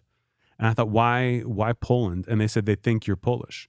So my last tour, last European tour, I booked a date in Warsaw, and they said comics do not come to Warsaw. I'm like, I'm going because they're going to pick me up at the airport. Like they're huge fans. And I got to Poland, and they had no idea what I was talking about. They didn't understand why they would think I was Polish. I don't know who told me this. I don't know who lied to me. Wait, you played Poland? Mhm. You were there when you found out that they don't know you? Yeah, they were like, we know you, but we don't think you're Polish. We like your comedy, and everyone in the crowd was a Polish comedian. It was like a small show because people don't have the venues, they don't support American comedy. But every comic in Poland was there for that show. And were they on board with everything? Did they get it? A lot of these European countries, they understand English better than they speak it. So they would get jokes that in America they're kind of like, wait, what does that mean? And there they nailed it. See, that's amazing to me because I talk to Heidi Klum and Sofia Vergara are on AGT with me, and what I say, and Heidi sometimes gives the comics a very hard time, and comics give her a hard time, and I thought, humor is something that seems to be a cultural. It's more cultural than it is. If I don't speak the language, I don't know what irony in Germany would be. Yes. I wouldn't know what's ironic, unless they went, I love the Jews. Yeah. Oh, that's so ironic. It's got to be that heavy-handed. So for them, when they have a comedian on, if it isn't a joke, like two guys walked into a bar and then something happened, when it's just a very dry delivery, they might hear something of yours and go, oh my God, that's such a sad ending. Yeah. No, that's a joke because it didn't really happen. And it's so sad and dark. That's why it's funny. And I find myself doing that. And when they get hit for it, that's why I don't understand. You go to Poland where the language, do they get that your darkness and that those twists? Did they get it? They got it, and I think most of them knew who I was and had heard my previous, my former jokes, that they knew kind of what they were in for. But yeah, people really, the European tour was great, and in almost no English-speaking countries. I would assume you would do really well in England. I do. Yeah. I do. Because that's a really dark, dry sense of humor as well. Darker than it is even here in America. Oh, way. I love English comedy. You know, most of the people I work with are English. And it's here, traditionally American comedy is always, especially on television, there's got to be a comeuppance. It's got to be good-natured. It's got to be safe. That's why I like you. It's not safe. And in England, they were always pushing the envelope before me. I remember listening to you probably don't, do you remember Cook and Moore? No. Dudley Moore and Peter Cook were a comedy team. He became a movie star, Dudley Moore, but there was these lost tapes of them. And they would record that they lived in, I'll just say it, Jane Mansfield's cunt. And they would talk about living in Jane Mansfield's cunt. And this was in the 70s. You know, I'd listen to these tapes. They were hysterical. They were underground tapes, but it was hysterical. It sounds hysterical. Living in Jane Mansfield's cunt? Yeah. I think it sounds cramped. I mean, hadn't she been dead for quite some time by the 70s? Yeah. You know who her daughter is from Law and Order? I just heard Mariska Hargitay? Yeah. Yeah, and she was in the back seat of the car. And her mom's head flew right into the thing. I just found that out like weeks ago. Really? Mm-hmm. That's so random. How would that come up in the course of Anthony's day? I feel like I was. That told guess you. What happened to Jane Mansfield? Somebody said at lunch. I think I was reading about like famous celebrity deaths or like the worst celebrity deaths. So even in your spare time, you go to the dark. I love dark. Yeah, you do. I do. Not always dark comedy because that's what I do, but I love dark books, dark movies. I mean, give me all that stuff. If a movie has an unhappy ending, if the hero dies at the end, I'm over the moon. I love it. And do you feel that what you're doing is juxtaposing that to your life? It makes your life seem brighter and more stable and happier. That's why you're drawn to the dark and uncomfortable? I think it does. I mean, I'm interested in it. And I think a lot of entertainment is kind of cheesy and corny and they're going for like crowd pleaser. And I hate crowd pleaser. I want art to mess me up a little bit and make me think. And so I enjoy things that aren't like, why they do certain endings of movies because it's been tested a million times with, housewives from Las Vegas that they go to find out how people want to see a movie end. Right. So when something surprises me and doesn't go for the happy ending, the easy out, I'm thrilled. Well, I'm also fascinated by the fact that, women, I tried to talk about it a little bit on stage, but women are, ID Discovery and all these channels and OWN. They have 24/7 murder. Mm-hmm. And I don't understand why, and it's predominantly a female audience, why they're drawn to that. And what was explained to me is it makes them feel safer that they're not part of that. And I was wondering if that same...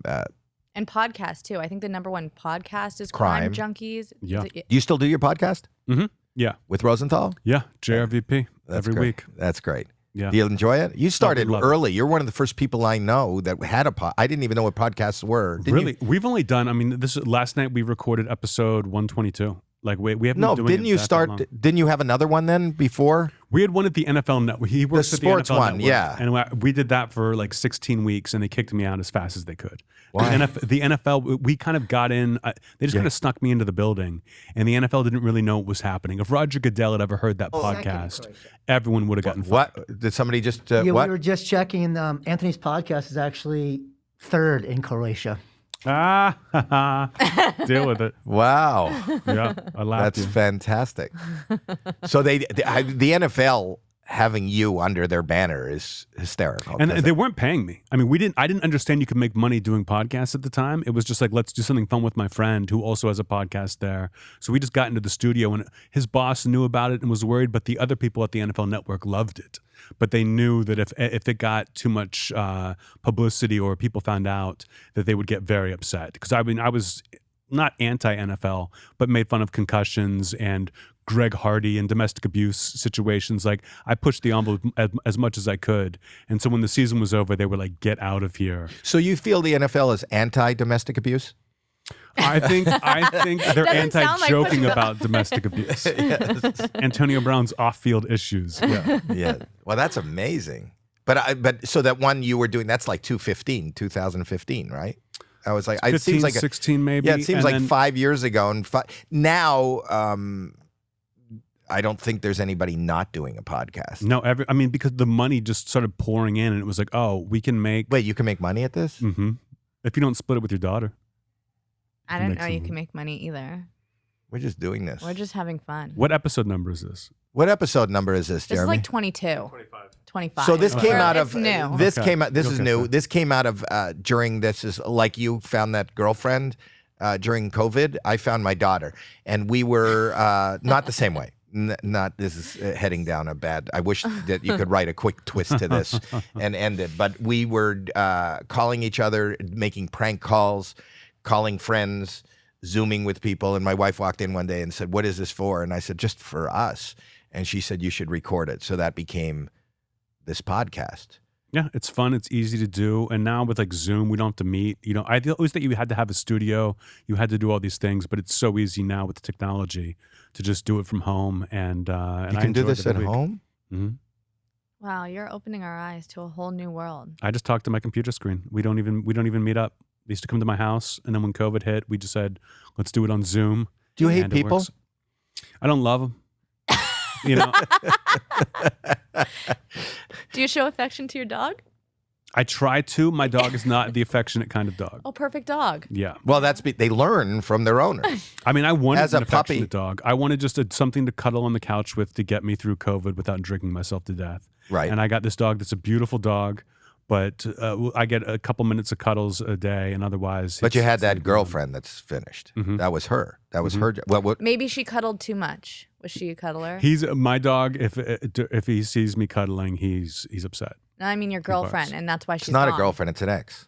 I know. I said that's why she's gone. She cuddled too much. You're not a cuddler. You didn't want. Did the you call her right before you got here for the breakup call? I'll tell her to listen to this after we're done. We can Let's call her right call now. her. Should we call her? Absolutely not. Yeah, let's call her. Let's call. Absolutely not. Why not? There's no way. There's no way I would ever give you that phone number.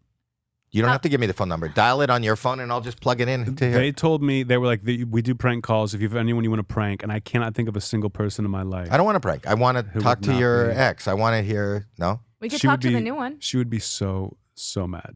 which would be good because then anger is better than loss. I don't know about that. I think you're gonna win the loss. Really? Yeah. Just like you saying lonely is better than annoyed. hmm I think if somebody's angry rather than they feel like a sad, dark loss, it gives them, when you're angry, don't you think anger is a better emotion? I mean, Howie, you've got to believe me. She's angry. she's not happy. I don't need to rub it in. I don't need to be like, hey, I told Howie about us, and he wanted. Here's what I want to give you do. a call. That app you have, people did it, which we don't do. It's wrong. They put two restaurants on the same call. People have done it with two Chinese restaurants, right? They put them on the same phone and they talk to each other. Oh my We god. should have the new one and No, her. that's what I was saying. We could do that instead of two Chinese restaurants. The girl you just broke up with and the girl you're dating tonight. We'll have them call each other. Do they know each other? No.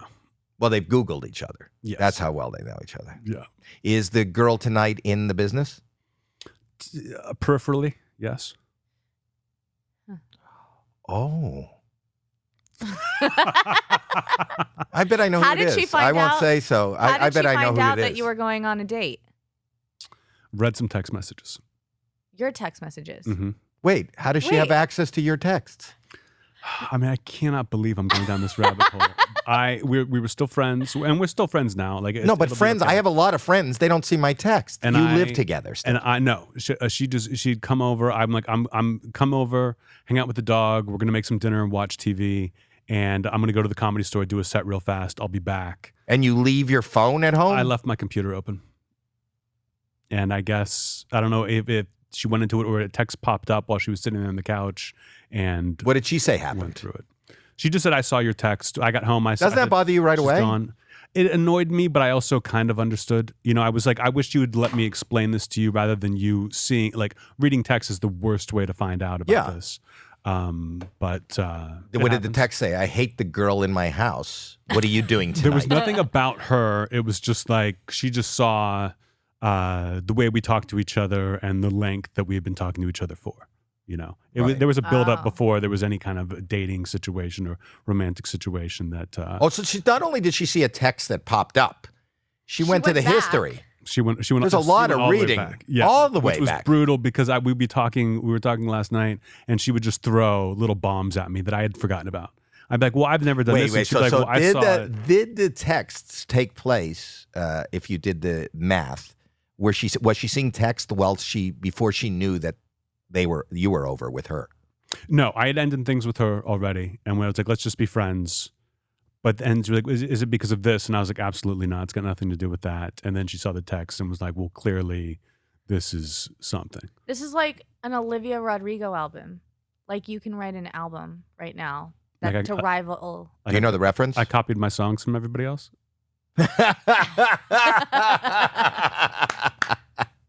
No, but you were saying to this other woman all the stuff that you'd said to the previous one. Were you copying those? No, it was just someone who like an old relationship, and then versus like when it's brand new, and you treat it in a different way, and that was upsetting. It's exciting. That I'm is just so trying to live interesting. vicariously through. I've been married for 42 years, so Mhm. I don't have this, roller coaster of those kind of emotions. And You still have time to cheat, Howie. And I'm a girl that loves drama. So, would it bother you if I cheated on your mother? yeah. Okay, I'm just. My mom once asked my dad if he would ever cheat on her, and he just laughed in her face and said, "I've got 4 women in my life who are killing me already. Why would I put a gun to my head?" He's a good writer too. Fourth, yeah, he could have been. That's where you get your sense of humor from your dad. Absolutely not. He was very very Catholic, not big into comedy. Laughed and Is he alive? Could be funny. Yes, still alive, but was an attorney. And Everything I'm you're the funny saying about person him in my is family. is he not Catholic? Is he not religious anymore? When I was I'm talking about growing up and being around my parents. Like I had to sneak downstairs to watch Saturday Night Live. They So when weren't they into it. hear your subject matter and stuff, they're okay with that? Your They are, parents? in the beginning, they thought it was kind of weird and didn't Sacrilegious. know. Maybe not sacrilegious. I mean, I had other family members who were like, if your grandfather was still alive, he would beat your ass for what you're saying. And I said, well, lucky me, he's dead. But Lucky. my parents it was more. I remember the first time I did TV, it was Premium Blend, and my parents came to see me for the first time, and they even told me this afterwards. They were like, we didn't think you did a good job. Because I was deadpan and Right. I was getting laughs, but we thought you seemed nervous. But then all the comedians that we loved on the show were coming up to you afterwards and telling you how great you were. And then we started to realize, and after the Trump roast, when neighbors are coming and knocking on the door and saying, "We saw your son last night," and they're like, "You've got to understand, he's a good kid." And they're like, "Oh no, we get it. Like we understand. We thought he was great." So now they understand. Well, you everything. They carved defend me. though I see the maybe the influence of a Stephen Wright, that kind of slow, thought out, and Mitch Hedberg is another guy that does that. But there weren't a lot of people on the scene. Traditionally, we all kind of perform alike. Yeah. Even though, and you have a real different cadence and structure. And because there is that comedy, people go to a comedy show, and in my day, you used to talk about commercials and airlines and things like. But it was always that if you didn't listen to what they were saying, there's also that rhythm, which I don't like anymore on traditional sitcoms. People are talking like they don't talk in life. So when you hear something fresh and new, it really sticks out. But again, people don't identify it as great at the beginning, I guess, like your parents. Yeah, But the other comics did. Yeah, other comics just knew it was different and that I didn't waste any time. When you tell a story, you can have 5 minutes without a laugh and people are still interested in the story. But when you're telling little one-liners, you're kidding me. No. We just found out that Norm Macdonald passed away. Oh my God. I love Norm Macdonald. He's young. And there it goes. I don't know what to say. Me either. That was breaking news, but you'll know now when you listen to this when we recorded it. Oh, I'm just heartbroken. Jesus. I love Norm. Norm is from my home country, Canada, and from my home club, Yuck Yucks. And I've worked with him many times. Do you know Norm? Yeah, we worked together on Last Comic Standing. I took the job because I wanted to work with Norm Macdonald. and we fought every day. You fought with him? We not like getting, but we would joke back and forth with each other, and it took a little while for us to gel. You know, that he would say something and I would make fun of it, and he was like, "Why is the host making fun of the judge?" Keenan Ivory Wayans, Right. Roseanne, they were all like, "Why is he being mean to us?" And that was just the way I did things. Right. But I was thrilled to be able to work with Norm Macdonald and get to know him a little bit.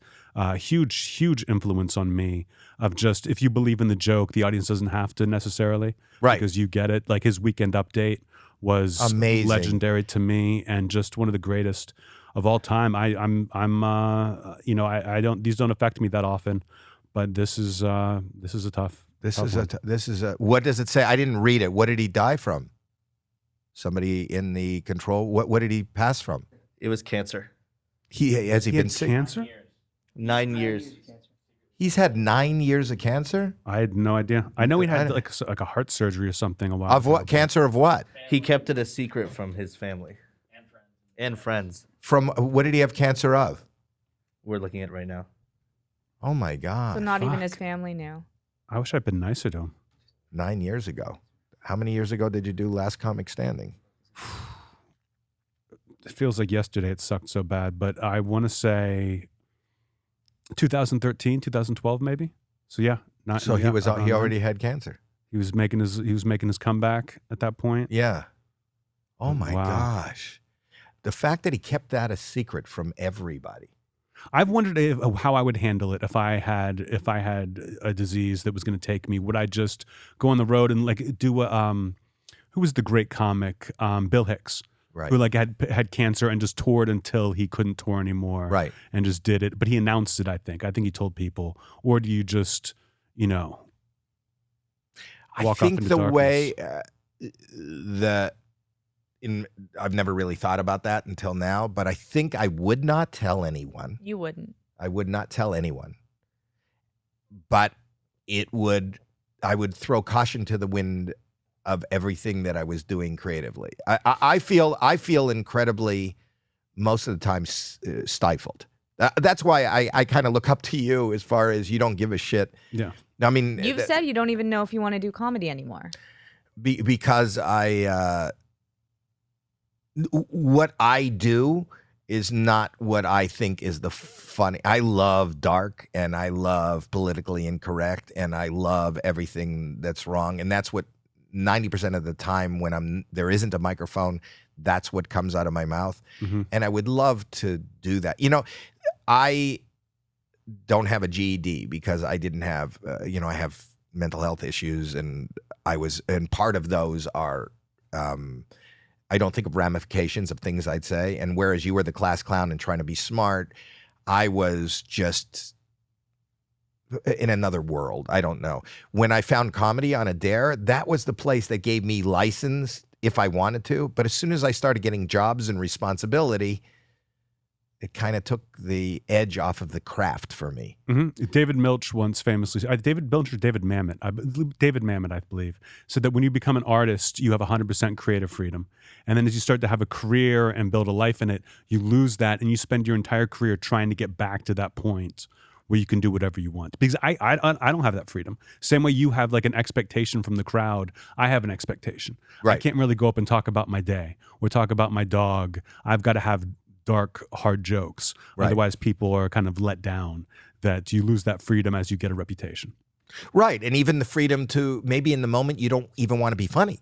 Like you just want to, the art is communication. Yes. And how do I communicate, and how do I move people's emotions?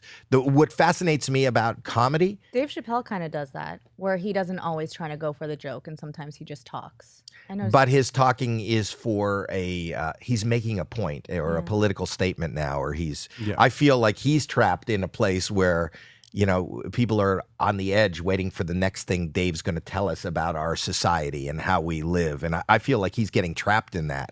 Rather than just being, Yeah, so I think it's why he gets into trouble. When he has an opinion that's not necessarily, what people want to hear, whether he's talking about Michael Jackson's victims or the trans community. People are like, well, you said this brilliant thing about this, but you have such a weird morality about this sort of thing that he gets in trouble for that. Whereas I can just everything I say is immoral. And I kind of built my act in a way that I didn't have to. If I'm sick, you can't tell.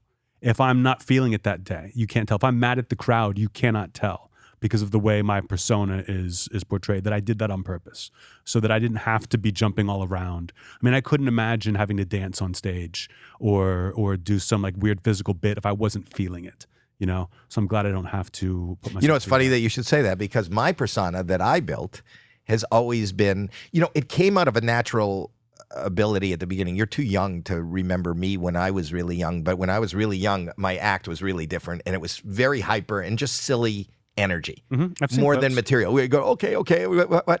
But it was because I had nothing. And I thought that was the purity of being on stage and having nothing and just being terrified, and the audience was enjoying and relating to my terror. It was an honest nervousness almost to it that it was endearing, that people enjoyed. But they liked the what, and the okay. Well, there was a time when I got really comfortable and I wasn't honest anymore. And that felt wrong. And it wasn't funny to me. And it was funny because when it's real. And that's why I like pranks, because people are I like when they don't know it's a joke.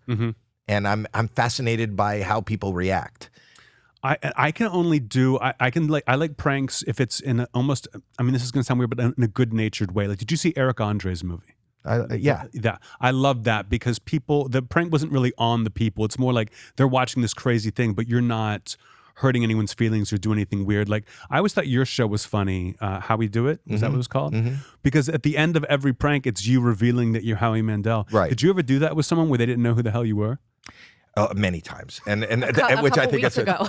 Remember? Yeah, we did one on here, and then I called back. The person got really mad, and I called back, and I said, "Hey, listen, I'm doing a podcast. It's Howie Mandel," and I called you, and he goes, "I don't give a fuck who you are," and I go, "Howie Mandel from AGT." He goes, "I don't like AGT. I don't like you, and I'm not interested." And I've also had people going, "Who?" But it's even more hurtful to somebody saying, "I know." Yeah. I hate you. Yeah.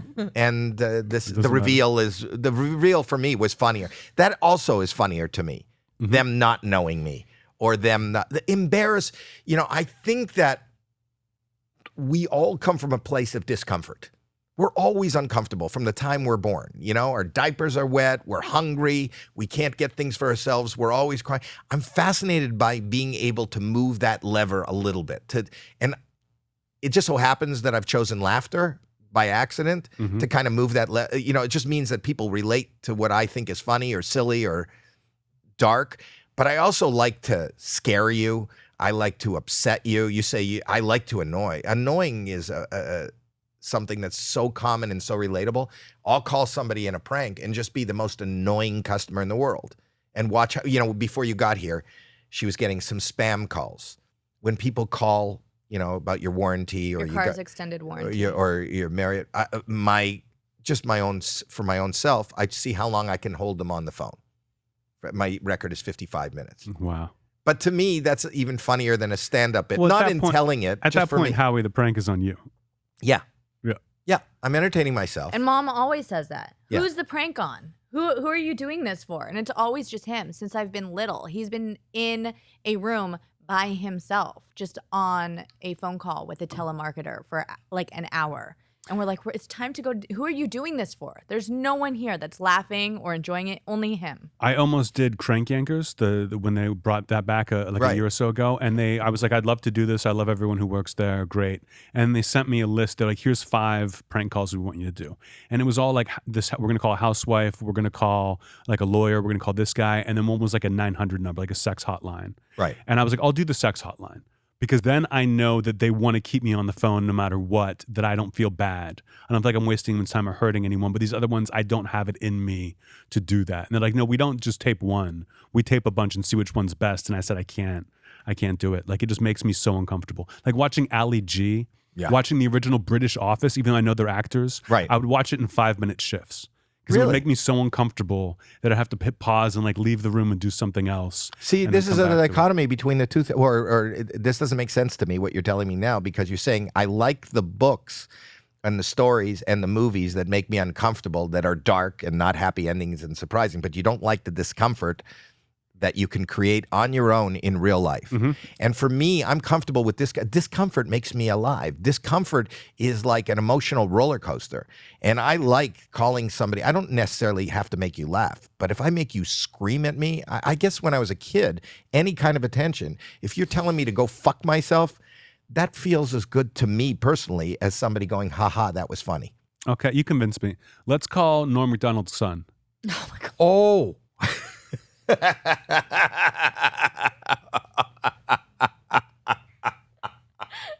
Oh, that's How's that for discomfort? That was amazing.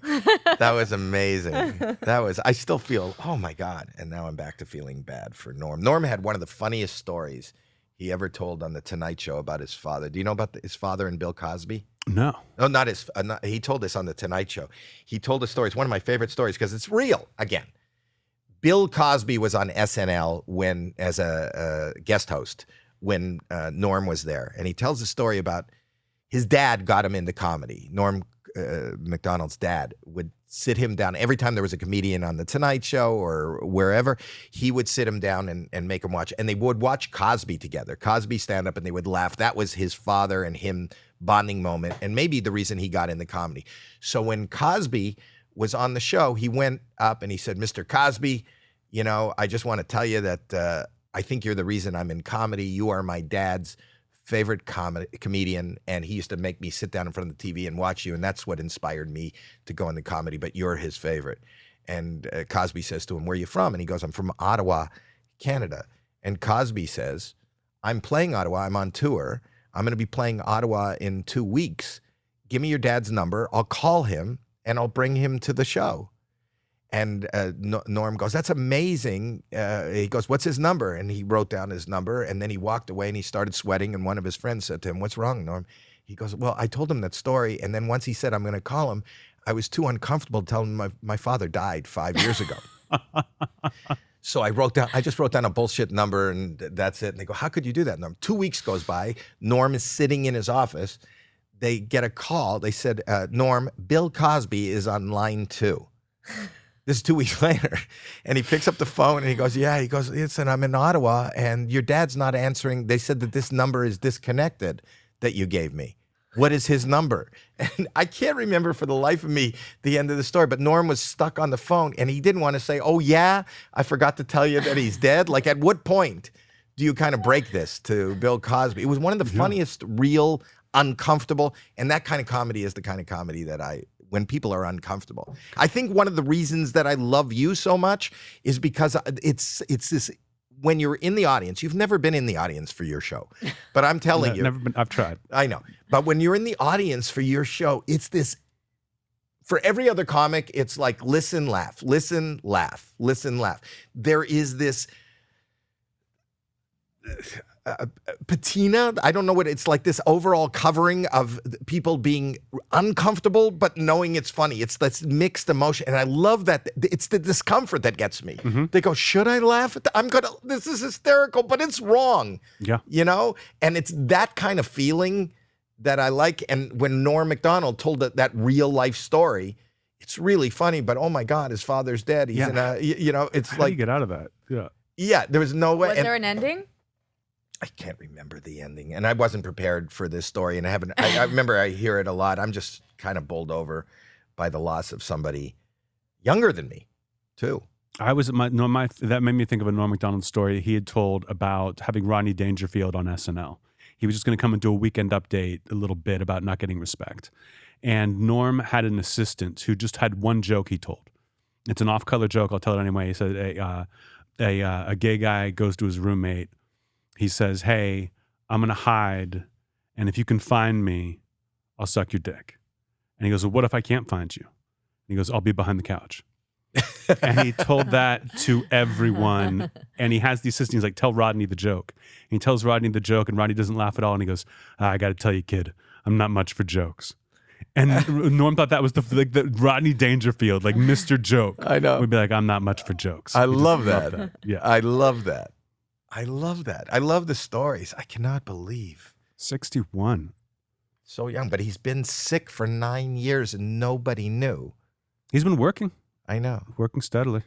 But one of the funniest and actually a really sweet, nice. Did you know him well? Yeah. Not really well. I mean, I've worked with him a lot. We came out of the same club together in Toronto. We went to Yuck Yucks. Are you familiar with Yuck Yeah, Yucks? I did That's where Yuck Yucks in started. Toronto. Did you really? Yeah. Oh, wow. That's where I started. Oh, wow. I started, not the club that you played at. There used to be a club on Bay Street. You played Richmond if you played there. Probably. But it's, Toronto was a good hub. There was. I love Toronto. Yeah, but it was within the same little group of years. It was me, Norm Macdonald, Jim Carrey is out of that same club. And there's a lot of other. Robin Williams, right? No, Robin Williams from Detroit, or he came out of San Francisco. Didn't you work with him? Yeah, at Yuck Yucks. He was at Yuck Yucks, but like Anthony was at Yuck Yucks, they always hired comics. It was always there was us Canadians, and what they used to say from the U.S., because I think that Canadians, for the most part, have a inferiority complex. So as soon as you said there was a comic from the United States, boom, that place would sell out. If you were local, they didn't care, no matter how funny you were. Yeah. You got to go see the American. Want to see the American. And even it's kind of funny when you go to Canada and you watch the comics on stage, the local comics. There isn't one that will not mention, I was in LA 2 weeks ago, or I was in New York. It has nothing to do with the story, but that solidifies the legitimacy of them being a professional comedian. Yeah. Because they've been to New York and LA. Whereas I think that Canada, and now, I'm involved with JFL. I want to kind of brand comedy in Canada as being a force to be reckoned with. Have you done JFL? Good luck with that. Yeah, of course. I've done JFL many, many times. Yeah. Yeah, I love it too. And I love performing in Canada. I was just talking about, it's the 20th anniversary of 9/11, how much I always have 9/11 jokes in every special. You got and you got to do it. I mean, I'm sure you have plenty. And I always thought it was hilarious that you go to Canada and tell a 9/11 joke. It's a much different reaction. Like they can enjoy the joke more for what it is than in America when you get some ooze mixed in with some laughs. But Canada, Europe, they go crazy for 9/11 jokes. Yeah, well, in Canada, they think when you're telling 9/11 jokes, they think it's just the exchange rate on a 7-Eleven joke. They have no idea what 9/11 is. It's very funny because we do have that kind of national independence that we want to feel in Canada, though you walk into Canada and everything's, Walmart, Target, McDonald's, NBC, ABC, CBS. So, I grew up, having lived here for over 40 years, there's really no difference. I don't think. I miss Canada and I miss my family, but my upbringing is very much like my upbringing was, or my kids were brought up here. I remember going. I spent a week in Edmonton at that comedy club that's in the mall, in like the giant mall. It's like the second biggest mall. Did you in North stay at America. the Fantasyland Hotel? Had to stay in the Fantasyland. Did you have a theme room? Yes. What was your theme? It was. I remember there was like a volcano. Oh, that's the Hawaiian. It was Hawaiian. Hawaiian. But there's a hot tub next to your bed that just smells. It just makes your room smell. That's not that. The smell is the volcano at the end of the bed has the like the smoke. I never turned it on. You didn't turn it on? I think it was the chlorine from the hot tub that I also did not get in. I don't want to being in a hot tub in my hotel room, feet from my bed, is not my thing. But I remember just living in that mall for a week, and I couldn't even go outside because it was so cold. Right. And just all the restaurants were called Boston Pizza. Like everything was just a little bit wrong. That I thought. Do you know I was the spokesman for Boston Pizza? Are you serious? Yes. I was the face of Boston Pizza in Canada. Were the ads about why the hell you would call it Boston Pizza? I mean, Boston's not famous for its pizza. No, and Edmonton is nowhere near Boston. It's very true. Yes, I know that. No, I have no idea. I don't do it anymore, but I was the face and voice of Boston Pizza, and I didn't understand it. And when I got the job, I was living here, and I thought, and they go, we're going to fly you out. And I think, I'm going to Boston. And I didn't know Boston pizza was a thing. I know Chicago, New York style pizza. Yeah. Italy has a thing for pizza. I've heard that. Canada, not so much. No. We don't have, I didn't know what Canadian bacon was until I moved down here. It's just ham, right? I have no idea. Yeah, like ham cooked like bacon. Ham. Yeah. Why do you know that? Where are you from? Pittsburgh. I remember Pittsburgh. Why do you know that? It's on every pizza. Pittsburgh? No, Canadian bacon. I don't know what it is. It's this like the bacon, the pineapple pizza. Yeah. It's the bacon and pineapple. It's the bacon part. That's ham. No, it's Yeah. Canadian bacon. I know Canadian Alex? bacon from McDonald's breakfast sandwiches. It would say Canadian bacon. But I spent my first 23 years in Canada, and nobody has ever said, "Do you want some of our bacon?" Am I wrong? Isn't the Canadian bacon you on asking? pizza? Alex knows everything. Well, I think it's just ham. But I'm Yeah. All right. just ham. All right. All right. All right. We talked about the death of Norm Macdonald. We talked about ham. You want to plug something? I'll plug my podcast. It's all I really have right now. I'm a year away at least from going back on the road. Really? Oh yeah. I mean, it takes a long. I've got maybe 25 minutes, and I don't go on the road until I have 45. I'll go to clubs, and then once I have an hour, I go to theaters, and then I tape the special. But it takes a long, long time. And during COVID, I didn't write a single joke. I just tried to stay healthy and sane. So I'm kind of not starting from square one, but it's going to take a while to build. And again, it's my 5th hour that I've run out of things to talk about, and it's going to be slow goings. But once I do have that hour, Well, from what I've seen, and maybe I don't know how long those sets are at Supernova. 15 minutes. Yeah. Well, you got a strong 15. Thank you. I'm very happy about the 15, but I can almost rely on it that I don't have to get out of my comfort zone to do a 15-minute set, which is what we're always doing. Right. But then I get to do my Largo show every month that I have this Friday, and then I get to do it all my time. That's how I really find out what works. In front of my audience who's coming to see me. Once that's 45, then I can go. But it'll be at least a year. Now, if it's your audience that comes and sees you, is that a fair litmus test to whether because they're already you seem to be you could be surfing on your celebrity there rather than how do you know that the joke works? You would think, it's just, I think they get what I'm going for, but at the same time, they're also more likely to guess what my punchline's going to be because they're like following it. And some people watch me like they're watching Jeopardy. Right. And you can hear them whisper what they think the punchline's going to be. Right. And I love when they're wrong. But if a joke works there, I feel like the Comedy Store, Supernova, that's like going to the gym. Where it's like, let me try these out, and when I hear it in front of my audience, I know if it really belongs in the act or not. So it's not, they don't give me a lot of grace, but they know what they're in for. It's harder to shock them or to upset them than it would be some random people at Supernova. And do you feel like at Largo, I don't think I've ever done it, but at Largo they're also more, what is the word? Hip?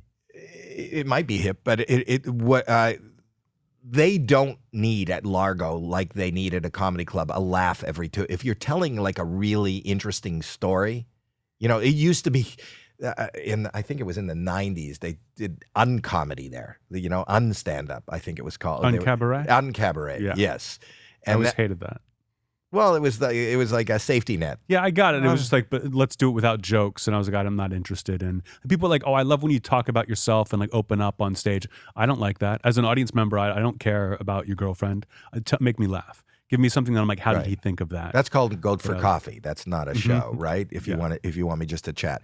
But maybe if it's not like, I think from listening to you that you're really crafting word for word. Mm-hmm. So if you have an audience that is already so accepting of you, don't you find that it's harder? Like when I'm writing, I go into the worst places ever. I would call a room, even when you saw me at Supernova, I was trying to get, I needed 12 minutes for a JFL thing. And I would call a room. They were having a short horror film fest, and I go, "Can I drop in tonight and just do a quick little set?" These are people that don't necessarily like me. Mm-hmm. Were not there for me, but I always felt like if I can get a giggle, and I would record it, if I can get a giggle out of people who aren't there for me, don't care about me, and it's something that's where I knew I trust them almost more than I trust myself. Mm-hmm. Those jokes are, if a joke works there, it's bulletproof. But there are jokes that some people like, it won't get a laugh at the Comedy Store, but it'll get a big laugh from Largo. And so I'm like, okay, I'm gonna go ahead and I'll eat it with this joke sometimes, but I know it's good. It might just be a little too weird for the squares, but I can, if it works at Largo, great. And there are some jokes that work at the Comedy Store that do not work at Largo. And it's like, okay, I understand why they're laughing at this. It's a little bit easier than my other jokes. I've got to cut this one out. So it's certainly a process. It's about thinking. There's certain places you go where people don't want to think. Yeah. Television, no thinking goes on. Yeah. They don't listen. They don't think. No, you're on your phone half the time. You just kind of have it on in the background. It's comfort. And nothing about my comedy is comforting. So speaking of comfort, before we go, do you not want to do a prank call? You don't have to. No, I'll let you guys have fun. You know, no one's wanted to do a prank call that's come in. I'll do one myself after you leave. I'll do one. I could do one. You have only done 22 of these. I'm sure you're going to have plenty in the future with people desperate enough to do a prank call with you. No, we've talked everyone into doing it. They just came in saying they don't want to. I love when people say we can talk you into it because no, you can't. No, I don't think we could talk you into it. No. Not even to call that girl. It's not even a prank call. It's like, let's solidify the breakup. That's a gun in my mouth situation. No way. But you realize that would be really good for us. Yes. And it would be maybe a viral moment and maybe push us into the top 15 in Croatia. I think she would be like, I can't believe you did that just to do a favor for Howie Mandel and his daughter. They'd be like, that's insane. In need. For people who only have 22 episodes of a podcast. You guys are over anyways. I'd still like to maintain a friendship. I'm probably gonna get in trouble for this, even though we haven't done the prank call. Okay, Is she Croatian? I don't think she's that lucky.